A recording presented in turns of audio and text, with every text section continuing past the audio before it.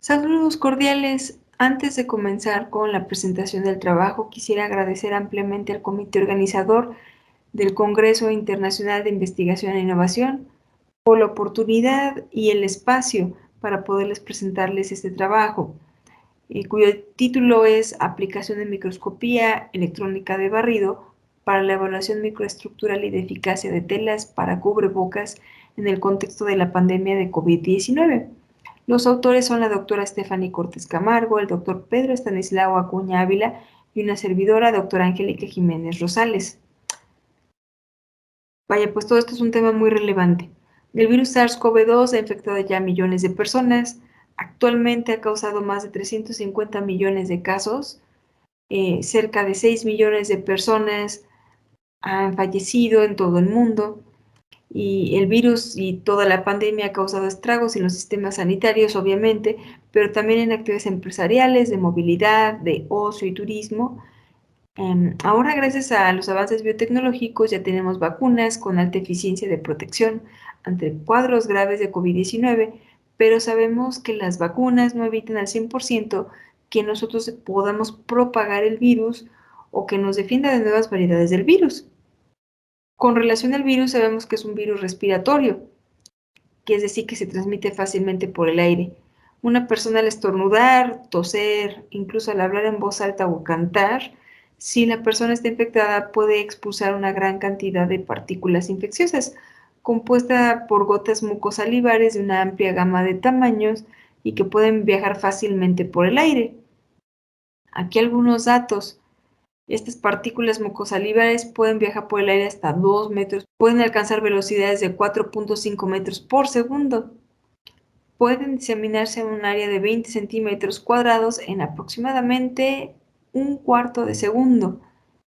Aquí también hablan de partículas diminutas que se llaman aerosoles. Estos de hecho logran distancias de hasta 7 u 8 metros de alcance y pueden permanecer hasta 20 minutos en el aire y pueden permanecer infecciosos todavía. Lo que buscan las medidas epidemiológicas generales, así como el distanciamiento, el uso de cubrebocas o el lavado de manos, es contener la tasa de infección. Y estas medidas son muy importantes al inicio de cualquier pandemia, pues es cuando se desconocen medicamentos, tratamientos o no se tienen desarrolladas vacunas.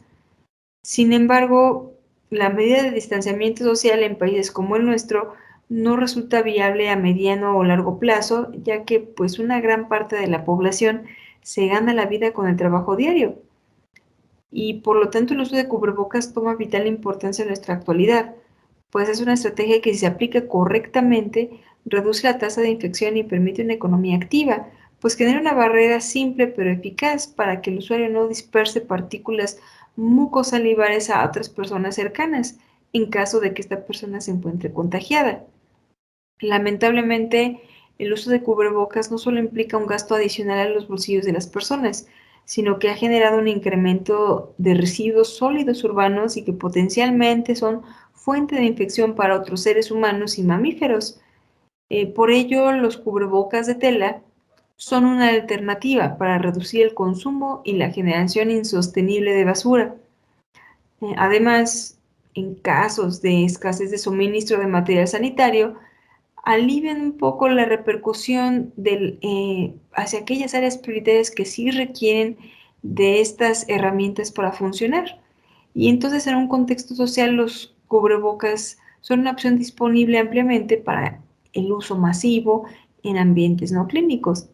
La desventaja es que su elaboración no está ampliamente regulada y no se tienen indicaciones específicas por instituciones regulatorias.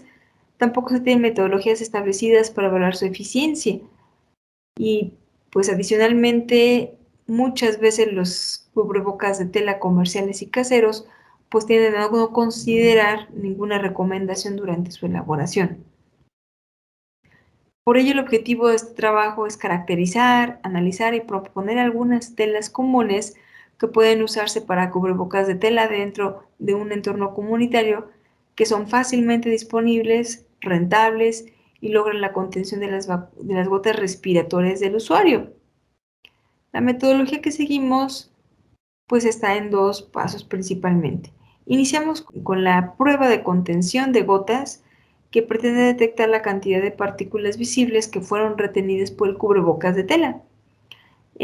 Para imitar ese flujo turbulento y caótico, la variedad de tamaños, velocidades y trayectorias de las gotas en un estornudo, se utilizó un atomizador dentro de un molde de una cabeza. A dicho molde se le colocaron diferentes materiales en rectángulos con un tamaño de 16.5 por 14 centímetros cuadrados, y estos se evaluaron como cubrebocas. La solución asperjada fue de cloruro de sodio al 8% con colorante rojo alura. El molde a su vez se colocó dentro de una cámara cilíndrica para medir la cantidad de tinta en el área de proyección y también para aislar el sistema de cualquier corriente de aire que pueda afectar la dispersión de las gotas. Para obtener la exposición al 100% no se utilizó protección y se realizaron 2 proyecciones consecutivas con el atomizador. Para evaluar las telas, pues se realizaron 2 proyecciones también con diferentes telas, una a la vez, y esto fue por triplicado. Las gotas que impactaron en el área de medición se cuantificaron midiendo el área de las manchas coloreadas mediante el software que es ImageJ. Y bueno, el área de tinta roja se registró y se calculó el promedio del porcentaje de eficacia mediante la fórmula que se observa en la diapositiva, y que esta fórmula se utiliza para evaluar la eficiencia de contención de partículas visibles. Con esta fórmula no es posible evaluar partículas que no son visibles. La segunda prueba fue con el análisis de microestructuras y fibras. Lo que busca este análisis identifica la forma de tejido, el grosor de las fibras, el tamaño de poro, entre otras características. Los resultados obtenidos. Quiero mostrarles esta tabla, y lo más interesante es que la escala, de acuerdo a la que está ahí mostrada, todos los materiales evaluados pues tienen arriba del 95% de eficiencia para contener partículas visibles. Y esto significa que una barrera tan sencilla como el cubrebocas realmente marca una diferencia abismal respecto a no usarlo. Obviamente también hay telas que pues tienen mayor porcentaje de retención, pero en otro punto relevante es que incluso con telas con un poro grande, como la mascota o la servitualla, al añadir una segunda o cuarta capa, la contención aumenta al 99.9%. Claro que los materiales repelentes al agua son deseables para un cubrebocas, pero esto nuevamente nos corrobora la importancia de una barrera protectora para evitar la diseminación de partículas. O incluso si no portamos un cubrebocas, el cubrir con nuestro antebrazo nuestra boca al estornudar, pues puede ser una medida de protección bastante eficiente. Sobre de la prueba 2, con las microestructuras, pues no quisiera detenerme de uno a uno con cada tela, ¿no? Para eso se los dejo a ustedes para que lo evalúen de manera muy puntual, pero de manera general, después de haber comparado los diámetros de las fibras, los anchos de los hilos y esos tamaños de poro, observamos que eh, hay materiales, por ejemplo, la mascarilla facial de 2 capas, la mascarilla moldeada quirúrgica, las almohadillas de algodón, el fieltro, la tela SMS, todas estas comparten esta disposición de que sus fibras tienen una forma desordenada.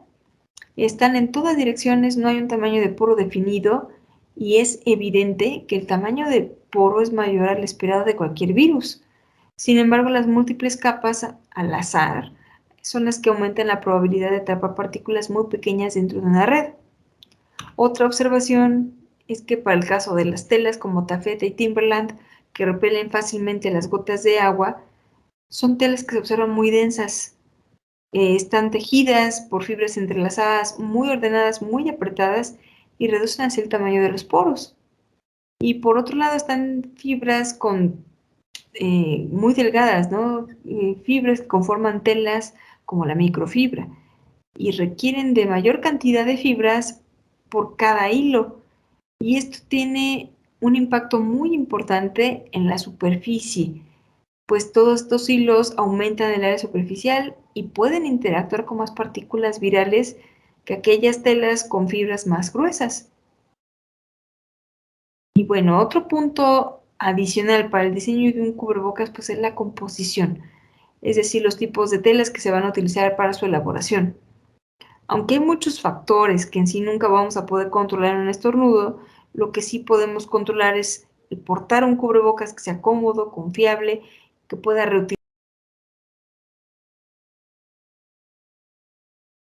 reutilizarse y cuya composición tenga alguna funcionalidad extra. En este caso, lo que se pretende también es sacar partido de las propiedades de los materiales debido a un fenómeno que todos conocemos muy bien. Este es el efecto triboeléctrico. Y pese a ese nombre extraño, pues es el nombre que se da o es el nombre que se da al fenómeno de electrización de los objetos, tal como se observa en la diapositiva. Esto ocurre por las diferentes afinidades electrónicas que tienen los materiales y que hace que se transfieran cargas al frotarse, logrando así que pues haya un exceso de carga negativa respecto a otro material y de esta manera nosotros generamos electrostática. Esta fuerza electrostática es muy importante porque escalas tan pequeñas como las de un virus tiene mayor efecto estas fuerzas que la fuerza de gravedad. Y de hecho son estas fuerzas las que aplican las mascarillas NK95 porque son mascarillas diseñadas para atraer aerosoles. Así, aplicando la escala triboeléctrica y mediante la selección de diferentes capas de telas compuestas por diferentes materiales, eh, si los ordenamos del más negativo como el SMS y siguiendo al más positivo como la microfibra, y adicionando también una capa más absorbente de humedad cerca ya de la nariz y de la boca, como puede ser la franela o el algodón, pues se logra que estas capas generen esas fuerzas electrostáticas y que por lo tanto mi cubrebocas tenga un mejor desempeño para la contención de aerosoles entrantes al portador de cubrebocas debido a este efecto electrostático. Así pues, para concluir, pues múltiples capas de telas aumentan el mecanismo de barrera de un cubrebocas, principalmente si no se sigue un patrón entre ellas. Otro punto es que el cubrebocas que también tenga muchas capas elaboradas con fibras finas, densamente tejidas y de diferentes materiales, pues va a poder mejorar eficientemente las propiedades de retención de gotas y aerosoles. Y por último, pues el cubrebocas debe adaptarse muy bien a la boca y a la nariz, no dejar esas fisuras, con la finalidad de que realmente ese mecanismo de barrera sea eficiente. Yo con esto concluyo mi presentación. Nuevamente agradezco al Congreso Internacional de Investigación e Innovación por la oportunidad. Espero que este trabajo les haya sido muy interesante y pues gracias.